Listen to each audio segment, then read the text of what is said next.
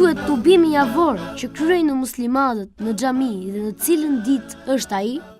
Muslimanët çdo javë kanë obligim të shkojnë në xhami në ditën e premtes dhe ta falin namazin e xumas. Krahas faljes që ata bëjnë në xhami, ata gjithashtu janë të obliguar të dëgjojnë fjalimin javor që mban imami, hoxha i xhamisë.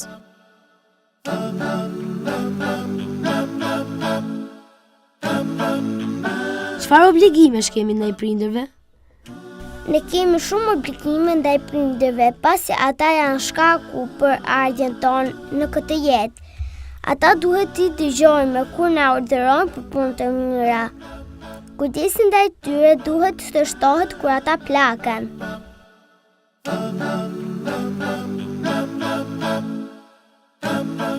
Çfarë obligimesh kemi ndaj farefisit? Obligimet tona ndaj farefisit janë të shumta, por ne duhet t'i vizitojmë ata dhe t'i interesohemi për hallet e tyre.